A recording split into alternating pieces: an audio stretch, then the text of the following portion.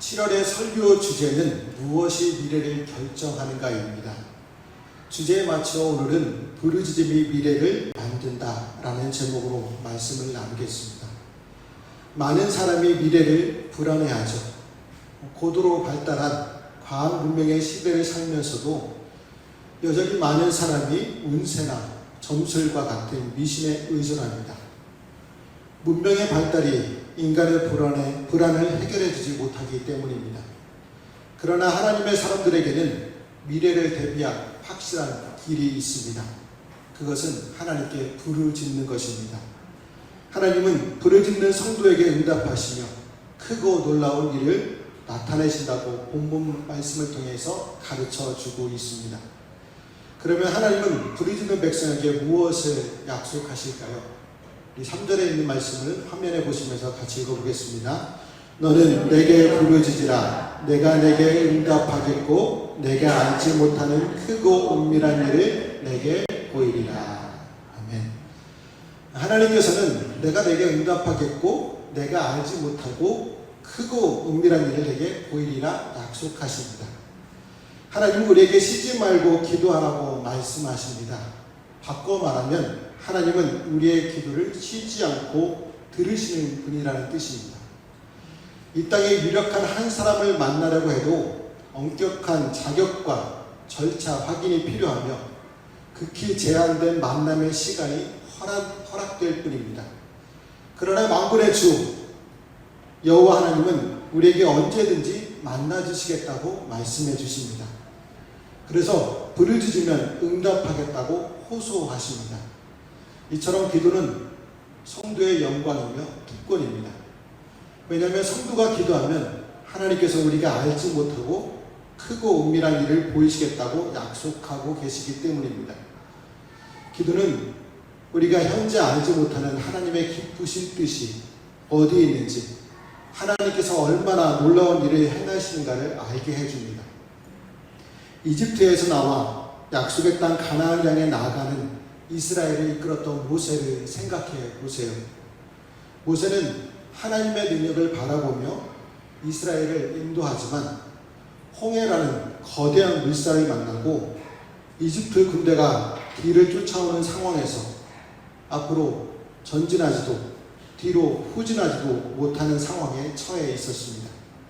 그 때문에 모세는 간절히 기도하였고 그로 인해 하나님의 놀라운 역사를 체험하게 됩니다. 바로 화면에 보시는 것처럼 홍해가 갈라져 마른 땅을 지나는 것처럼 이스라엘로 바다 밑을 통과하게 하는 그야말로 상상을 초월하는 놀라운 일을 보고 체험하게 되었습니다. 또한 여호수아는 가나안 연합군과의 전쟁에서 하나님의 능력을 의지하고 기도하였습니다.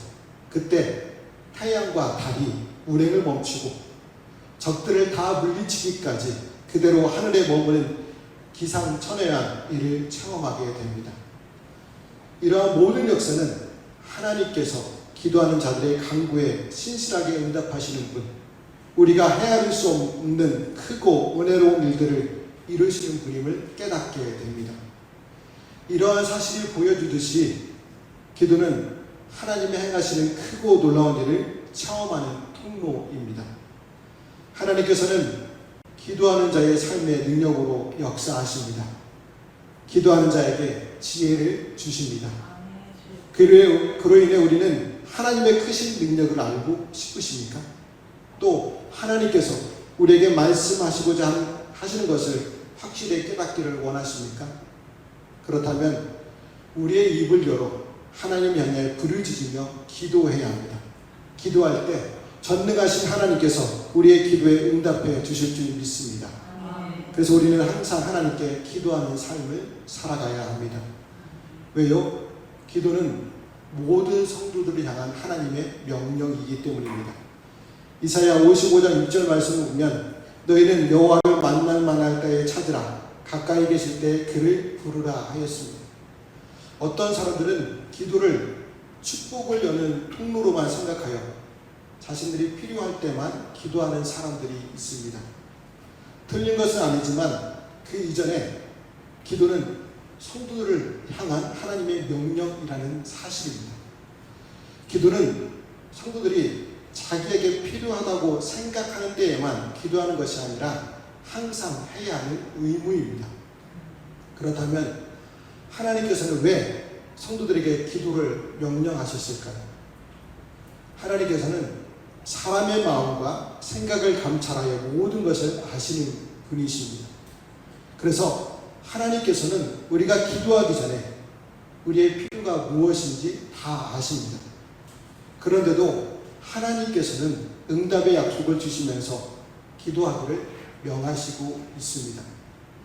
사실 하나님께서 인간의 마음과 생각을 감찰하여 모든 것을 아신다면 인간이 기도하기 전에 하나님께서 그 일을 이루시면 되는 것 아니겠습니까? 또 하나님께서 자신의 뜻대로 모든 것을 이룰 수 있는 분이시기에 자신의 뜻대로 모든 것을 행하시면 되는 것 아니겠습니까? 하나님께서는 얼마든지 그렇게 하실 수 있습니다. 하지만 하나님께서는 성도들의 기도에 대한 응답의 차원에서 일하기를 기뻐하시는 분이십니다. 다시 말해서 하나님께서는 자신의 일에 성도들을 기도라는 방식으로 참여시키기를 원하시는 분이십니다. 이는 하나님께서 성도들을 그만큼 사랑하신다는 것을 의미합니다. 또한 성도들의 기도는 하나님을 향한 믿음의 표현이기도 합니다. 우리는 하나님의 신뢰가 없이는 기도할 수 없습니다. 여러분 잘 생각해 보세요. 왜 많은 교인들이 하나님의 응답의 약속에도 불구하고 기도하지 않습니까? 그것은 하나님께 대한 믿음이 없기 때문입니다. 그러한 이유로 하나님께서는 교인들의 믿음을 보시기 위하여 기도할 것을 명하고 계십니다. 그로 인해 기도는 성도가 해도 되고 하지 않아도 되는 선택사항이 아닙니다. 하나님의 명령으로 반드시 해야 하는 의무입니다.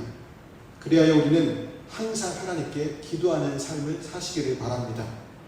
지속적인 기도 생활로 하나님의 명령을 충실하게 지킬 뿐만 아니라 하나님의 사역에 적극 동참하고 하나님께 대한 믿음도 보이시기를 바랍니다. 유다 백성들은 이런 기도 생활을 하지 않았습니다. 기도하지 못한 이유 중 한 가지는 악을 행하고 있었기 때문입니다. 악을 행하면서 기도할 수는 없었다는 것이죠. 그로 인해 철저한 전쟁 준비에도 불구하고 싸움에서 지고 말았습니다. 그래서 하나님께서는 유다 백성들의 모든 악행으로 말미암아 하나님이 얼굴을 가리어 이 성을 돌아보지 않았다고 4절과 5절에 말씀하고 계십니다. 이스라엘이 건국된 출애굽 당시 이스라엘 백성들은 독립을 위한 정치, 외교적 능력이나 군사적 능력은 고사하고 독립하려는 의지조차 없었습니다. 그러나 하나님은 이스라엘의 조상들과 세운 언약을 지키시기 위해서 하나님을 의지하는 한 사람 모세를 세우시고 구원하셨습니다. 하나님이 함께 하실 때 히브리 교회들은 자신들이 압제자였던 거대한 이집트 왕국을 굴복시켰습니다. 그래서 바벨론 제국 위협 앞에서 유다가 택해야 할 길은 하나님을 떠나 있던 자신들의 죄를 회개하고 오직 하나님을 의지하는 길이었습니다. 하지만 유다는 하나님을 의지하지 않았습니다. 여러분, 유다는 절대 강한 나라가 아닙니다. 그들은 이집트나 아수르, 바벨론 등과 비교하면 매우 약한 나라입니다. 또한 유다는 주변의 여러 강한 나라에 둘러싸인 나라이기도 하였습니다. 그럼에도 불구하고 유다가 그러한 열강의 틈바구니 속에서 보존될 수 있었던 것은 하나님께서 도우셨기 때문입니다. 우리나라도 마찬가지지 않습니까? 약한 나라가 열강의 틈바구니 속에서 지금까지 보존될 수 있었던 것은 하나님께서 도우셨기 때문입니다. 하나님께서 도우시면 아무리 강한 나라라도 함부로 대하지 못합니다. 히스기야 때 아수르의 18만 5천 명의 대군이 예루살렘에 창 한 번 제대로 던져보지 못하고 하루아침에 전멸을 당한 사건으로 알 수 있습니다. 그런데 하나님께서는 유다 말기에는 은혜를 베풀지 않으셨습니다. 유다에게 얼굴을 가리어 은혜를 베풀지 않으셨다는 것이죠. 그 이유는 백성들의 악행 때문이었습니다. 하나님께서는 거룩한 분이십니다.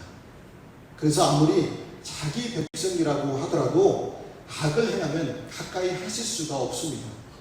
하나님의 백성이 악을 행하면 하나님과 백성들 사이에는 커다란 장벽이 세워지게 됩니다.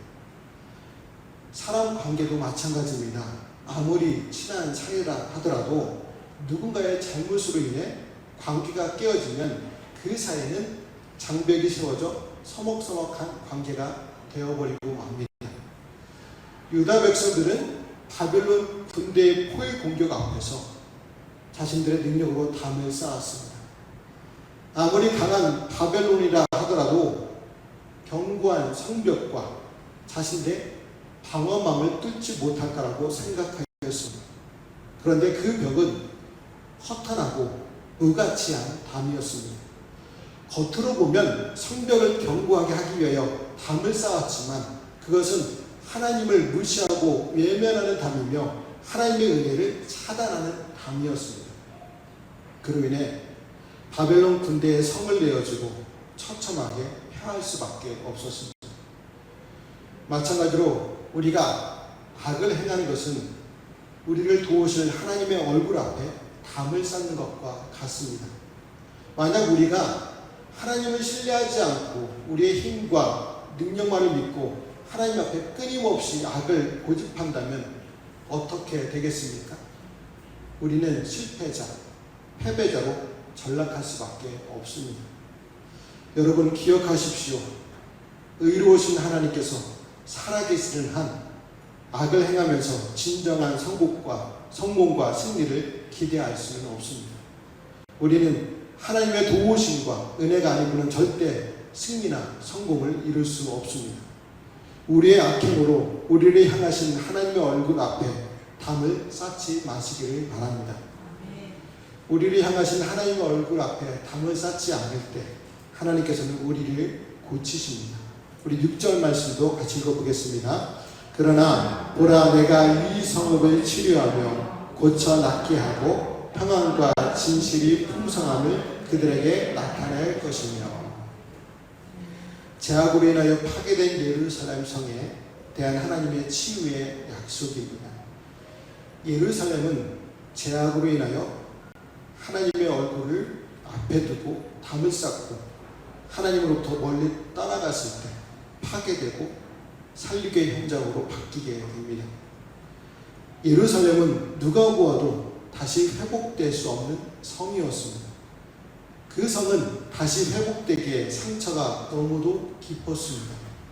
그 상처가 너무나 깊어 마치 죽은 자와 같았습니다.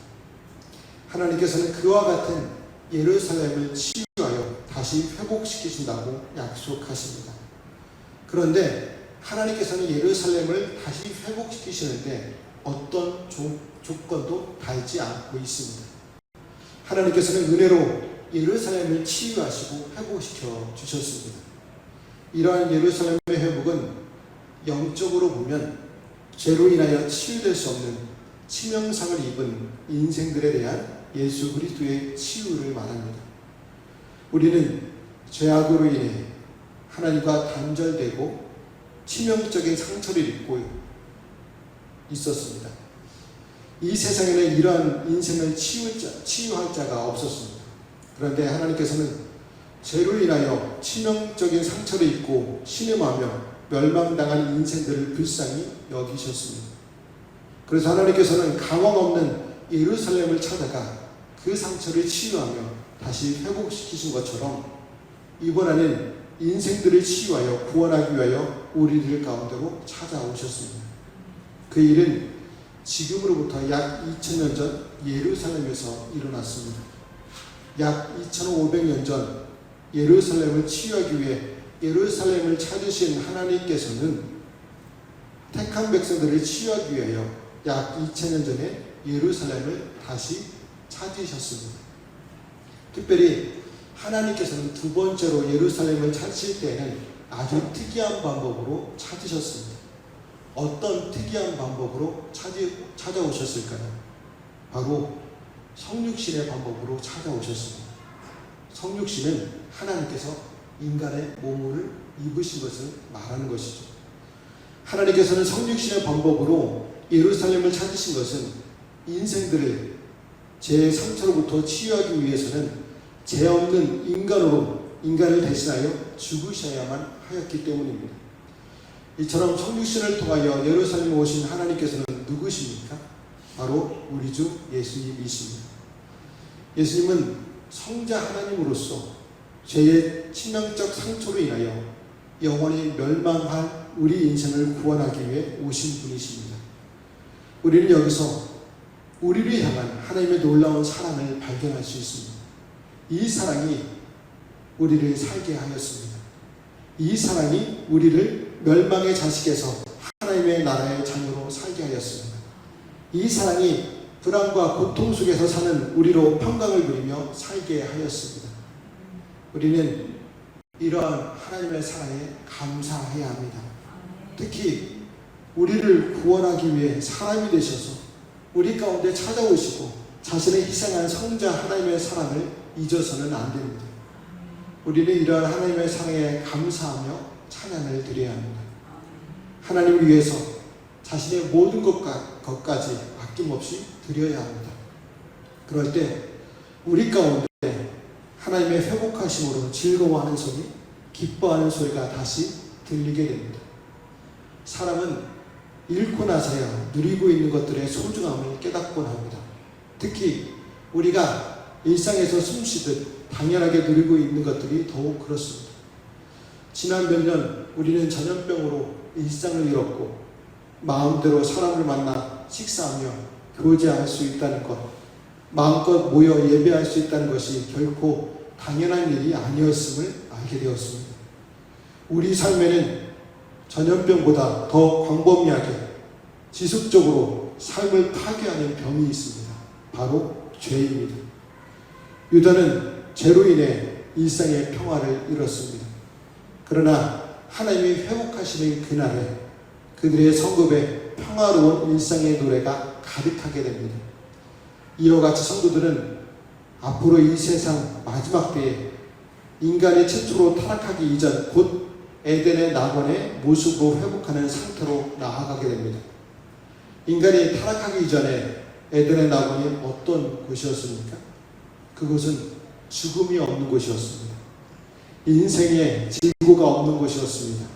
먹고 살기 위하여 힘들어 애쓰고 수고하는 일이 없는 곳이었습니다.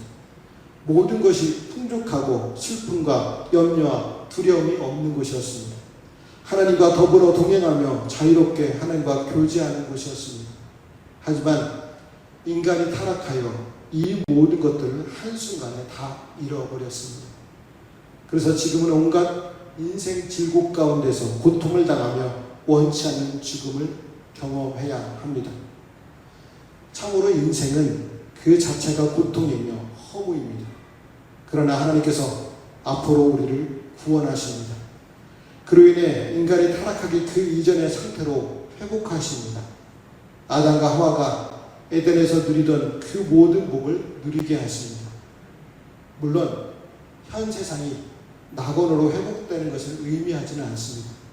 현 세상은 이미 죄로 오염되어 있어서 폐기 처분을 앞두고 있는 상태에 있기 때문입니다. 그래서 이 세상 마지막 때에 현 세상은 완전히 소멸됩니다. 그리고 하나님께서는 현 세상을 대체하여 완전하고 아름다운 상태를 지닌 새로운 세상을 지으십니다. 그곳에서 구원받을 성도들이 복된 삶을 누리게 하십니다. 그곳에서는 사탄의 세력이 더 이상 발을 붙일 수가 없습니다. 악의 세력을 심판하여 지옥불에 던져버리시기 때문입니다. 여러분, 은혜로우신 하나님께서는 우리가 이 땅에서 고생하며 죄의 세력들에 의해 핍박과 멸시를 당하고 있는 것을 잘 알고 계십니다. 또한 우리가 마음은 원이로되 육신이 약하여 범죄에 빠져 괴로워하는 것도 잘 아십니다. 하지만 그러한 현실 상황 속에서도 우리가 하나님의 자녀임을 잊지 않고 하나님을 기쁘시게 하기 위해 하나님과 동행하기를 원하는 것도 잘 알고 계십니다. 그래서 하나님께서는 에덴 동산처럼 상함도 해함도 고통도 눈물도 없는 완전한 뜻으로 우리를 인도해 주십니다. 우리는 이 사실을 믿어야 합니다. 이 세상에서 인생 질고로 인하여 고통을 당하며 눈물을 흘릴 수밖에 없지만 우리에게 주어질 하나님의 나라를 바라보며 참고 인내하시기를 바랍니다. 예레미야 선지자 당시 예루살렘은 그 이름의 뜻대로 평화의 성읍이 아니었습니다. 온갖 제약이 가득한 성읍이었기 때문입니다. 그래서 하나님의 심판을 피할 수 없어 죽음과 저주, 절망과 공포의 땅이 되었습니다. 그런데 하나님께서는 오늘 말씀을 통해 예레미야에게 앞으로 상상조차 할 수 없는 성읍으로 회복되게 된다고 선포하라고 하십니다. 이러한 놀라운 회복의 역사는 우리에게도 이루어집니다. 그런데 우리의 삶, 현재 세상에 돌아가는 형국을 바라보면 절망스럽기 그지없습니다. 그런데 답답한 형편 가운데서도 우리에게는 하나님께서는 그야말로 상상조차 할 수 없는 회복을 약속해 주십니다. 우리가 우리를 회복하실 하나님을 믿는다면 그 하나님께 부르짖어야 합니다. 하나님께서는 우리의 부르짖음을 들으시고 놀람과 감격을 허락해 주십니다. 그러므로 부르짖음이 미래를 만든다는 사실을 깨닫고 늘 하나님께 기도하는 저와 성도들의 삶이 되시기를 주님의 이름으로 말씀을 드립니다.